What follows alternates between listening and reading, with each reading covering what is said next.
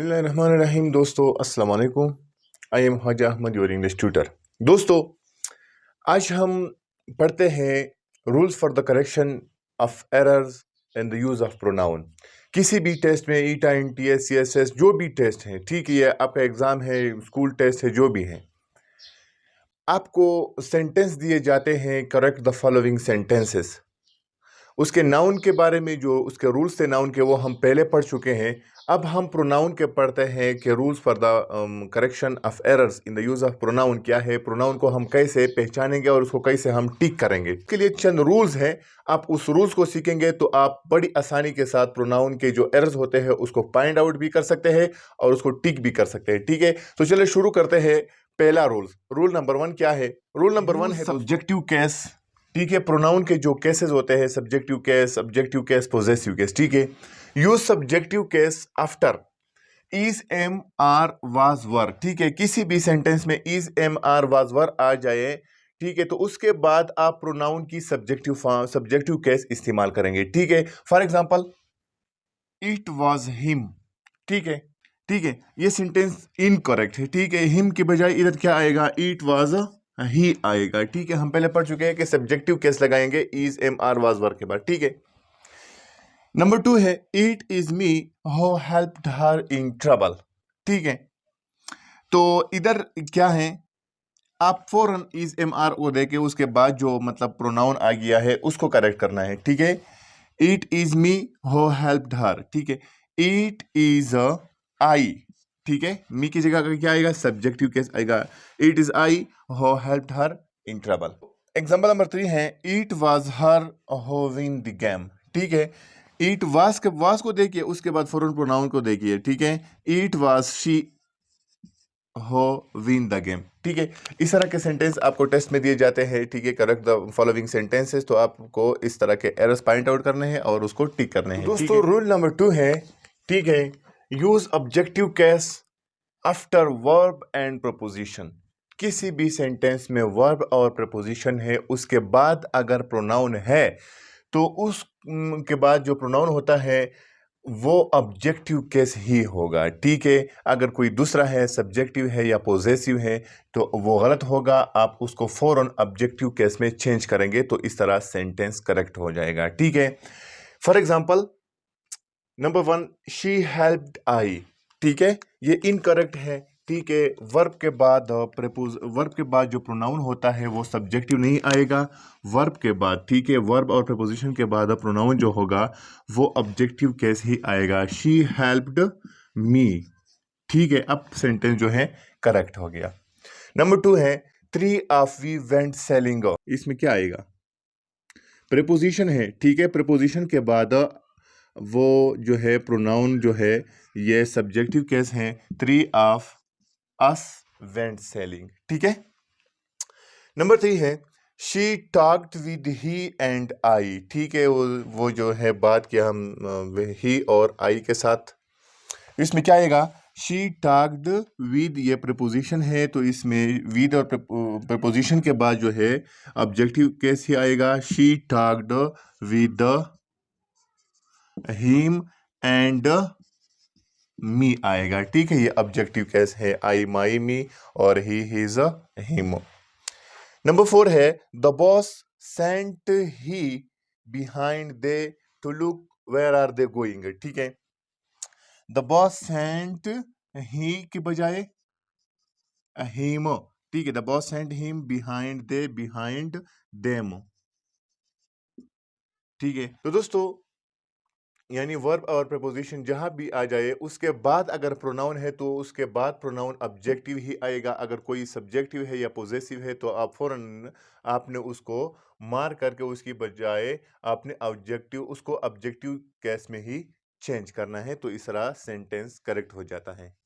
दोस्तों rule number 3 है pronoun should be according to the noun. ठीक है, प्रोनाउन जो है वो नाउन के मुताबिक ही होना चाहिए। ठीक है, स्पेशली मुज़क्कर मोनस और वाहिद जमा के लिहाज। ठीक है, सिंगुलर और प्लूरल को आप देखेंगे। ठीक है, वाहिद और जमा जो होते हैं, ठीक है, और मस्कुलिन फेमिनाइन को देखेंगे तो उस सेंटेंस में जो प्रोनाउन होता है वो नाउन के मुताबिक ही होना चाहिए। He should do her duty. ठीक है, इसमें मुज़क्कर और मुन्नस मस्कुलिन फेमिनाइन का जिक्र है। ठीक है, ही और हर। ठीक है, ये फेमिनाइन के लिए है, मुन्नस है, और ही मुज़क्कर के लिए है। ठीक है, he should do his duty. ठीक है, हर की बजाय क्या आएगा, हिज आएगा। ठीक है, one should do his duty, one should do one's duty. ठीक है, इसका पता नहीं है कि वन कौन है, मतलब हर किसी को इशारा है। One should do one's duty. ठीक है, हिज नहीं आएगा। Aslam should do their duty, Aslam को अपनी ड्यूटी मतलब करनी चाहिए। Aslam should do their duty, ये इनकरेक्ट है। इसमें क्या आएगा, Aslam should do his duty. ठीक है, हिज आएगा, क्योंकि मतलब असलम जो है ये सिंगुलर है और ये दियर जो है ये प्लूरल के लिए इस्तेमाल होते हैं, तो सिंगुलर के मुताबिक ही होना चाहिए प्रोनाउन। ठीक है, आपको इस तरह के सेंटेंस मतलब टेस्ट में दिए जाते हैं तो आप फ़ौरन उसी को ही देखेंगे। ठीक है, कि इसमें प्रोनाउन की का कौन सा रूल है, पहले रूल को आप सीखेंगे तो आप बड़ी आसानी के साथ उसको पॉइंट आउट कर सकते हैं। तो दोस्तों रूल नंबर 5 है, if there are more than one pronoun. ठीक है, इन ए सेंटेंस, अगर किसी जुमले में एक से ज्यादा प्रोनाउन है तो उसकी तरतीब क्या होगी। ठीक है, उसमें दो तरह की तरतीब हैं, एक अच्छे काम के लिए होता है और एक बुरे काम के लिए होता है। ठीक है, यू, ही एंड आई। बुरे काम के लिए क्या होगा, इसके उलट होगा आई, ही एंड यू। अगर एक सेंटेंस में अच्छे काम का जिक्र है तो पहले यू आएगा, फिर ही और फिर आई आएगा। ठीक है, ये मिसालें देखते हैं फिर आपको समझ आ जाएगा। तो दोस्तों इस रूल्स के एग्जांपल है, he, you and I shall help the poor. ठीक है, इसमें एक अच्छे काम का जिक्र है, हेल्प द पोर। ठीक है, अच्छे काम का जिक्र है तो अच्छे काम के लिए एक से ज़्यादा प्रोनाउन अगर एक सेंटेंस में है तो इसकी तरतीब यू, ही एंड आई है। तो इधर क्या है, ही, यू एंड आई, ये इनकरेक्ट है तो इसको करेक्ट करेंगे। पहले you, he and I shall help the poor। ठीक है, अब जो है ये सेंटेंस करेक्ट हो गया। ठीक है, दूसरे नंबर पर है, you I and he will tell a lie. इसमें बुरे काम का जिक्र है, टेलिंग अ लाई। ठीक है, बुरे काम के लिए इसकी तरतीब क्या है, आई, ही एंड यू आएगा। ठीक है, देखिए I, he and you will tell a lie. ठीक है, यानी अगर एक सेंटेंस में एक से ज्यादा प्रोनाउन है तो इसकी तरतीब दो तरह के है। अच्छे काम के लिए ये लिखना होता है यू, ही एंड आई। ठीक है, और अगर सेंटेंस में बुरे काम का जिक्र है तो उसमें पहले ही और आई, ही एंड यू, इस तरह तरतीब होगा। तो ये इसकी मिसालें हैं। आप इस रूल को सीखेंगे तो आप बड़ी आसानी के साथ मतलब सेंटेंस को करेक्ट कर सकते हैं। तो दोस्तों रूल नंबर 5 है, use subjective case after than and as. ठीक है, किसी भी सेंटेंस में देन और एज है, उसके बाद अगर प्रोनाउन है तो वो प्रोनाउन क्या होगा, सब्जेक्टिव केस ही होगा। ठीक है, तो दोस्तों इसके एग्जांपल्स है, ही इज टॉलर देन मी। ठीक है, देन और एस के बाद हमने पहले क्या कहा है कि वो सब्जेक्टिव केस ही होगा। ठीक है, he is taller than me, me objective case है, इसके बजाय क्या आएगा, he is taller than I. ठीक है, आई, माई, मी आई का ऑब्जेक्टिव केस है तो हम उसको सब्जेक्टिव केस में चेंज करेंगे, he is taller than I. ठीक है, सेकेंड एग्जांपल है, she is as beautiful as him. She is as beautiful as he आएगा, he, his, him objective case है और ही उसका सब्जेक्टिव केस है। ठीक है, you played well than her, than she आएगा। ठीक है, हर ऑब्जेक्टिव केस है, शी उसका सब्जेक्टिव केस है।